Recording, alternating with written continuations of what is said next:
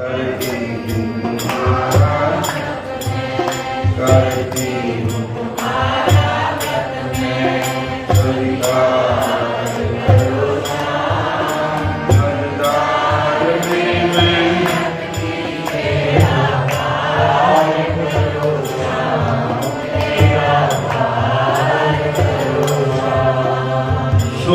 स्नान आदि से फारिग होकर धूप दीप पुष्प गंध और नैवेद्य से भगवान श्री कृष्ण की पूजा अर्चना करनी चाहिए। इस दिन काम क्रोध लोभ मोह ईर्ष्या अभिमान आदि का त्याग करना चाहिए। काम क्रोध मोह लोभ अहंकार ईर्ष्या, पर ईर्ष्या बड़ी मुश्किल है और सब कुछ उठ सकता। कंचन तजना सहज है सहज तेया करने मान पटाई ईर्ष्या मुश्किल तजना है। ईर्ष्या कहते किसी को देखकर जल नहीं आना जड़ी आना और उन बुरा भला कही आना उदे नाल द्वेष करना ईर्ष्या करनी उदे नाल।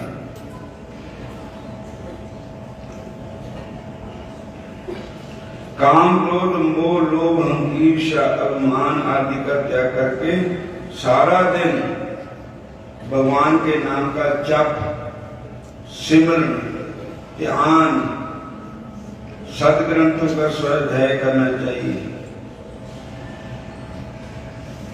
यदि नियमों का पालन नहीं होगा तो एकादशी व्रत का लाभ उतना नहीं मिलेगा जितना मिलना चाहिए।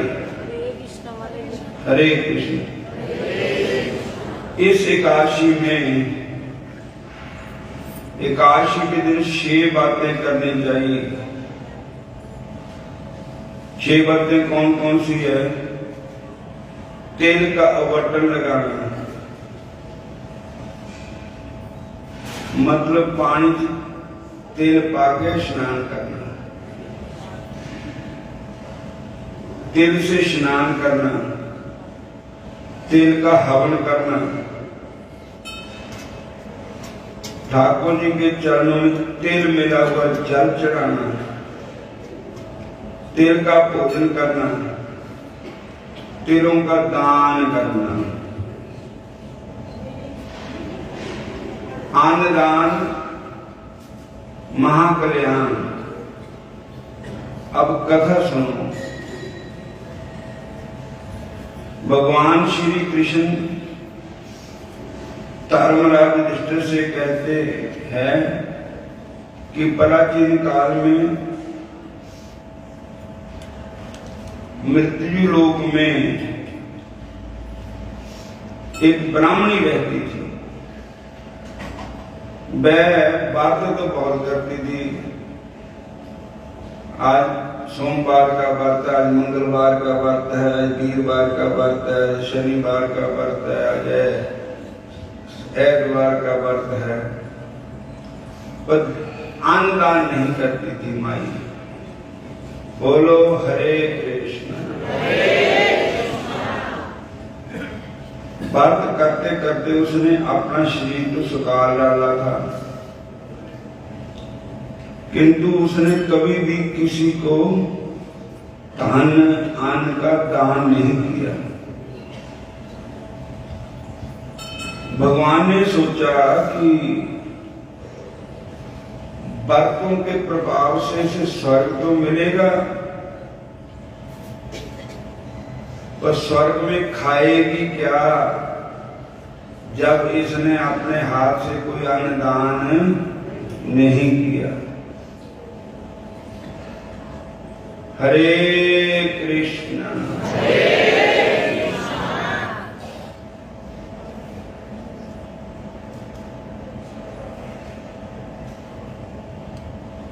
भगवान ने सोचा कि भक्तों के प्रभाव से इस ब्राह्मणी के सारे पाप तो नष्ट हो चुके हैं और मृत्यु के बाद ये अवश्य स्वर्ग जाएगी, किंतु स्वर्ग में जाकर जब पाएगी क्या, खाएगी क्या?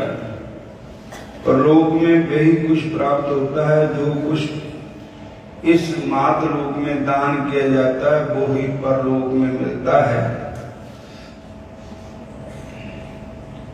ब्राह्मणी ने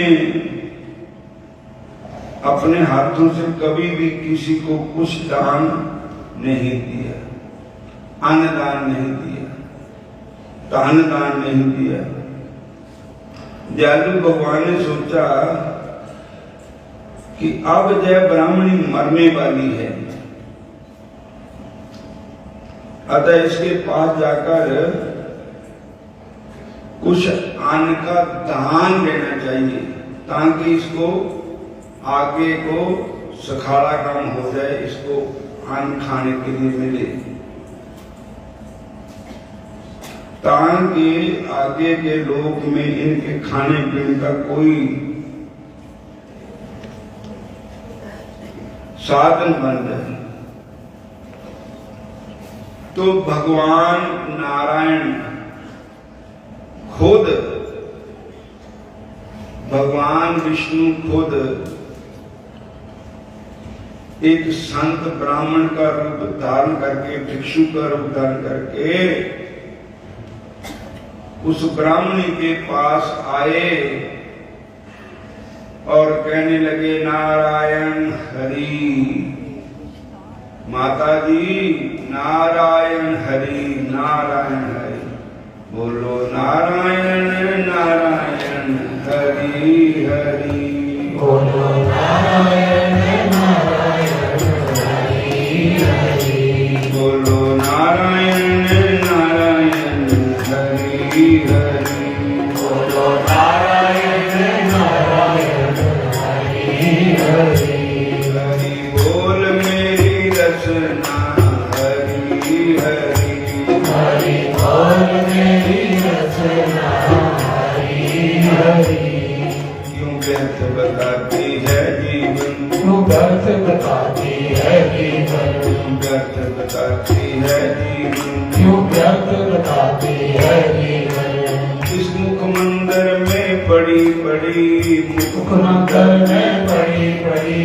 बोल मेरी रचना हरि हरि, हरि बोल मेरी रचना हरि हरि, हरि बोल मेरी रचना हरि हरि, हरि बोल मेरी रचना हरि हरि, खटरस भोजन प्यारे लागे, खटरस भोजन प्यारे लागे, खटरस भोजन प्यारे लागे, खटरस भोजन प्यारे लागे, नाम जपण को मरी मरी, नाम जपण को मरी मरी, हरि बोल मेरी रचना हरि हरि, हरि बोल मेरी रचना हरि हरि, जाग उठे इस काया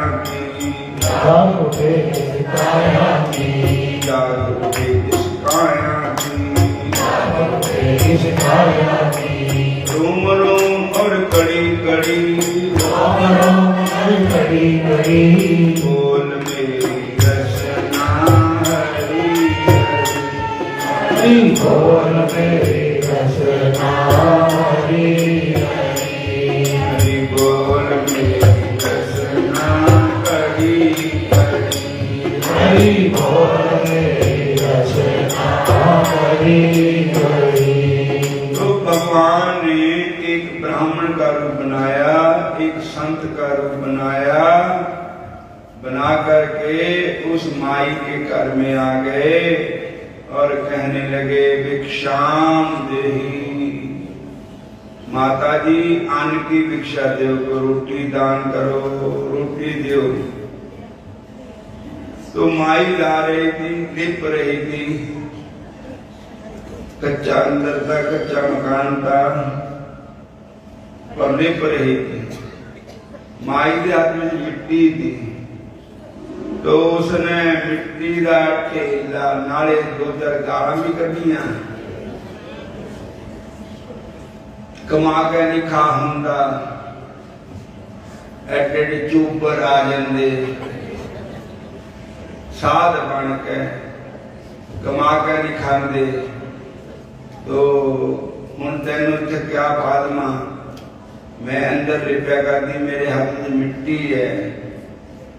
तो वो थे भगवान।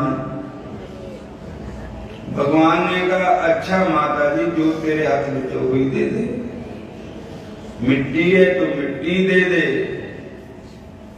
तो माई ने सोचा बेचारा कुछ नहीं, कमंडल मिट्टी न भर देता।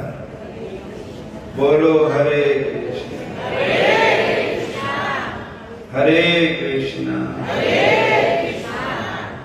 तो वो तो भगवान थे और मिट्टी लेकर के अंतर्ध्यान हो गए भगवान। हरे कृष्णा सारे बोलो हरे कृष्णा कृष्ण नाम जप रे मना,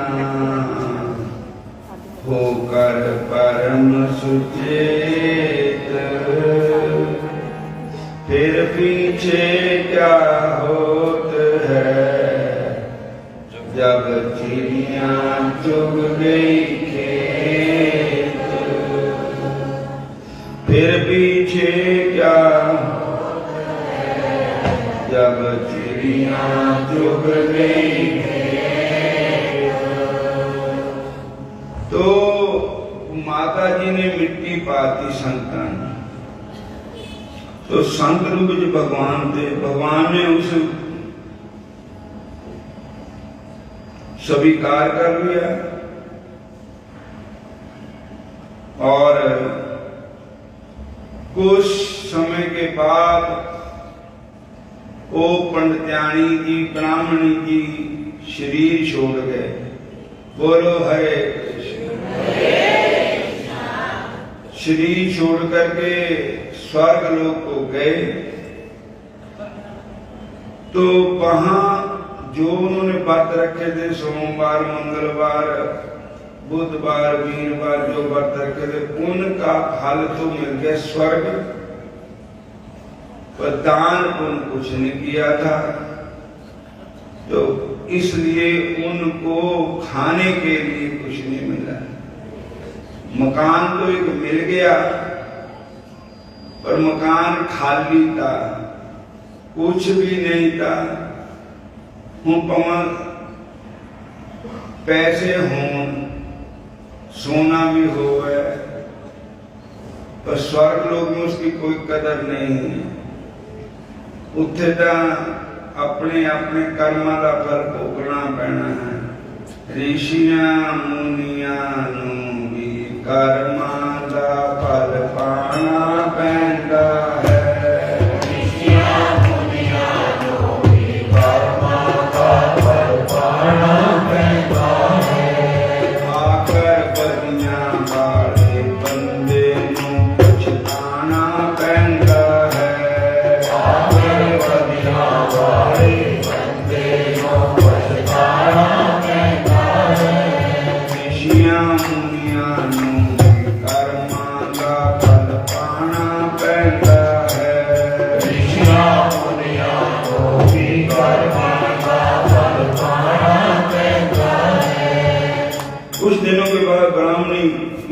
त्यागकर स्वर्ग चली गई। मिट्टी का दान करने के प्रभाव से स्वर्ग में ब्राह्मणी को आम के वृक्ष सहित रहने के लिए कार मिला।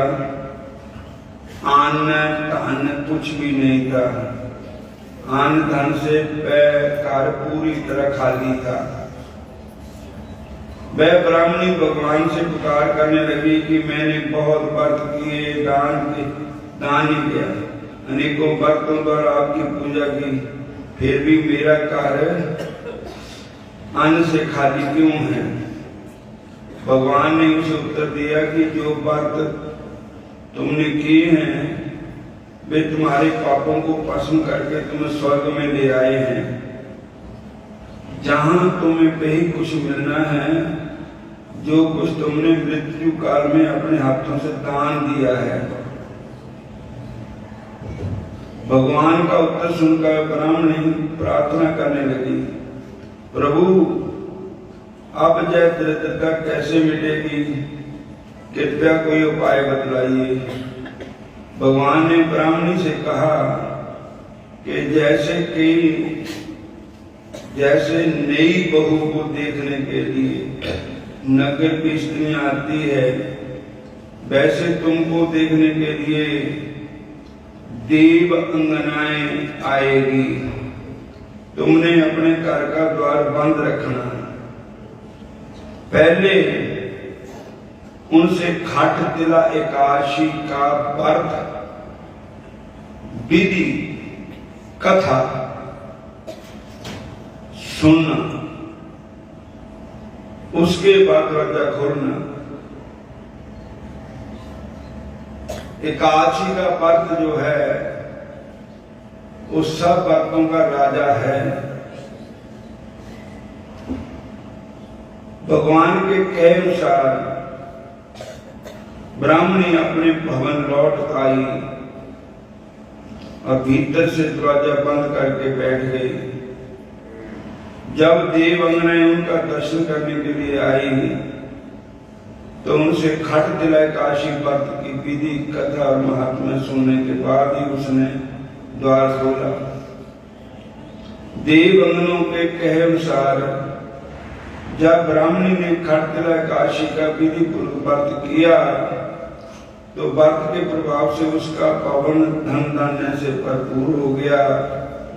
उसके भवन में स्वर्ग के नंदन वन की सारी विभूतियां प्रकट हो गई। खट तिला एकादशी आज है, खट तिला एकादशी। अगली काशी 8 तारीख की है और उस काशी का नाम है जया काशी।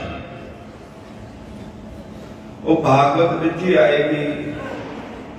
भागवत महान पुण्य है, भागवत सुनना। दारिद्र दुख ज्वर दाहिता नाम, माया पिशाची परिमर्दता नाम, संसार सिंधु परिपयता नाम, क्षेमाय वै भागवतम परगर्जति। सदा सेव्या श्रीमद् भागवती कथा यस्य श्रवण मात्रेण हरि चित्तम समाश्रित। भागवत की कथा सदा ही सुनते रहना चाहिए। भगवान की कथा सुनने से क्या होता है कि भगवान हृदय में आ जाते हैं। श्रीमद् भागवत आख्यान प्रत्यक्ष कृष्ण एव ही।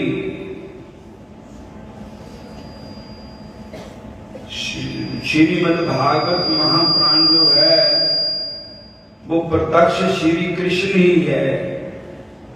श्री कृष्ण का ही दूसरा रूप श्री मद् भागवत महापुराण है। हरे कृष्ण हरे कृष्ण बोलो राधा कृष्ण भगवान की जय। तो खट तिला एकादशी का नियम अनुसार व्रत करने से दरिद्रता नष्ट होती है, आरोग्यता प्राप्त होती है। काशी का व्रत करने से दरिद्रता नष्ट होती है, आरोग्य प्राप्त होता है, कार्य धन धान्य से भरपूर हो जाता है। ये एकादशी गौ हत्या और ब्रह्म हत्या जैसे महापाप करने वाले को मुक्त कर देती है। इसके व्रत में मनुष्य जितने तिल दान करता है वह उतने ही पर स्वर्ग में निवास करता है। करती तुम्हारा व्रत में, करती तुम्हारा व्रत में, मझधार में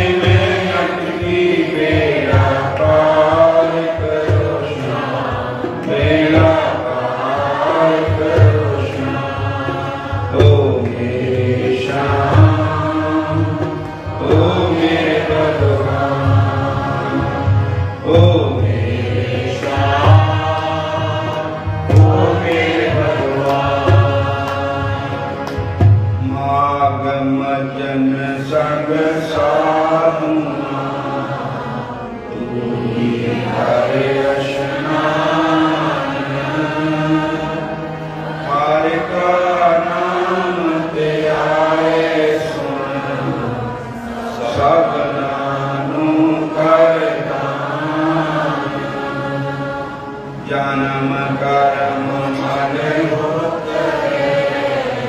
मन ते जाए गुमान काम क्रोध न मोहि जिनसे लोग समान सच्चे मार्ग चल जिया पुस्तक करे सत तीरथ सगल पुन जीव दया परमान जिसनो देव दया करे सोई मूर्ख सुजान बिन मिलया प्रभ अपना नानक तिन गुरबान माग सुचे से पांडिय दिन पूरा मेहमान माग सुचे से पांडिय दिन पूरा गुरु मेहमान माग मौत ते डर कर कहो कहाँ लोक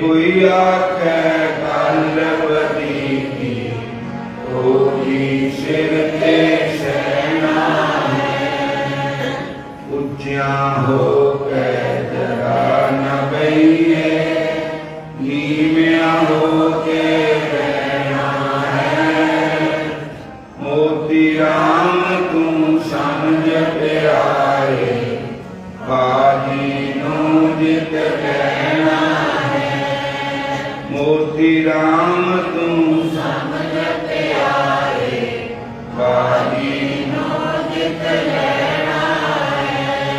ये माघ महीने की काशी है, दो काशियां आनियां, एक ये है एक 8 तरीक की। तो जितना भी नाम जप होगा ये मत सोचना भी हूं कथा होगी, आज सारा दिन ही भगवान के नाम का कीर्तन होना है, सत्संग होना है, एकादशी मनाई जानी है और वापस आ जाना सारे ने घर जाकर देख के घर के दरवाजे केड़े पासे होना तो फिर मुड़कर छेती छेती आ जाना। हुण माघ महात्म की कथा सुनो। हरे कृष्ण। जामदूत बोला हरे एकादशी व्रत समस्त व्रतों में श्रेष्ठ है। जामदूत बोला एकादशी व्रत समस्त व्रतों में श्रेष्ठ है। ये माघ महात्म्य की कथा है, काशी की कथा सुनाते तो इसमें आया है इस व्रत के करने से सारे पाप नष्ट हो जाते हैं। एकादशी सब व्रतों का राजा है। हजारों अश्वमेध जग, हजारों राजसु जग भी एकादशी व्रत के बराबर नहीं फल दे पाते। समस्त इंद्रियों द्वारा किए गए पाप इस व्रत से नष्ट हो जाते हैं। इस व्रत के समान फल देने वाला कोई श्रेष्ठ व्रत नहीं है। किसी भी नदी अथवा किसी भी तीर्थ का फल एकादशी व्रत के समान नहीं होता है। जो एकादशी व्रत है वो भगवान को मिला सकता है। एकादशी व्रत रात्रि को जागरण करते हैं। जो एकादशी व्रत को रात्रि को जागरण करते हैं वे अपने माता पिता और स्त्री के 10-10 कुलों को तार देते हैं। वे विष्णु लोक को जाते हैं। परम पाद की भी काशी का व्रत के प्रभाव से दिव्य लोक की प्राप्ति करते हैं। जो 3 रात्रि का व्रत माघ स्नान के बाद तेल दान गौदान करता है वह भगवान को प्राप्त होता है। हे वैश्य, मैं तुमसे संक्षेप में नरक से अलग रहने का धर्म कहता हूं। प्राणी को कभी किसी से द्रोह नहीं करना चाहिए, मतलब ईर्ष्या नहीं करनी चाहिए। इंद्रियों को बस में रखना चाहिए। अन्न दान देते रहना चाहिए। भगवान की सेवा करनी चाहिए। धन से अन्न से उचित प्रकार से वर्णाचार एवं आश्रम धर्म का पालन करना चाहिए। यथाशक्ति वस्त्र, छत्ता, अन्न, जल, फल, धन का दान करे। धनी होने पर नित्य दान से बड़ा कोई धर्म नहीं है। शक्ति के अनुसार प्रसन्नता पूर्वक दिया गया दान सदैव फलदायक होता है। विकुंडल बोला, हे सौम्या, आपने जो धर्म ज्ञान दिया है उसे सुनकर मैं बड़ा प्रसन्न हूं। जिस प्रकार साधु के वचन पाप को नष्ट कर देते हैं, संतों के वचन नष्ट करने वाले होते हैं, उसी प्रकार आपके इस उपदेश से मेरे मन का अज्ञान नष्ट हो गया है। जिस तरह चंद्रमा अमृत वर्षा करता है उसी प्रकार सज्जन उपदेश करते रहते हैं। जो हे नाथ, अब कृपा करके ये उपाय बताइए कि जिससे मेरा भाई कुंडल इस घोर नरक से मुक्ति प्राप्त कर सके। भगवान दत्तात्रेय जी बोले, राजन, वह देवदूत बड़ा दयालु था। उस वैश्य पुत्र के उन वचनों को सुनकर उसने एक क्षण तक अपनी दिव्य दृष्टि से ध्यान किया। फिर कहा, हे वैश्य पुत्र, यदि तुम वास्तव में अपने भाई से स्नेह करके उसे नरक से छुड़ाना चाहते हैं तो तुम अपने 8 जन्मों का पुण्य उसे दे डालो। तब विकुंडल ने पूछा, यह पुण्य क्या था? पूरे वृतांत को विस्तार से कहो। मैं आपके कहे अनुसार उसे भाई को अवश्य दे दूंगा। देवदूत बोला, प्राचीन समय में मधुबन में शाल्की ऋषि निवास करते थे। वे ब्रह्मा जी के समान संपन्न थे। उनकी पत्नी रेवती के 9 पुत्र थे। परम तेजस्वी थे। उनमें से 5 ध्रुव, शशि, बुध, तार और ज्योतिषमान अग्निहोत्र करने वाले कृष्ण थे। शेष 4 निमोजित माए, ध्यान, काम और गुणपति प्रकट हुए। वे चारों समस्त और से प्रकट होकर सन्यासी बनकर एक गांव में रहने लगे। वे सदैव भगवान विष्णु के चरण कमलों का ध्यान करते थे। ध्यान करते हुए भोजन, शयन, निद्रा, वस्त्र आदि सभी को त्याग करके भजन करते थे। भाई भजन का ताई हुंदा, भोजन भी ते निद्रा भी त्यागनी पड़ती है। नींदे पर चली जाया, कड़ी बार नाम जपना। नींदे पर चली जाया, कड़ी बार नाम जपना।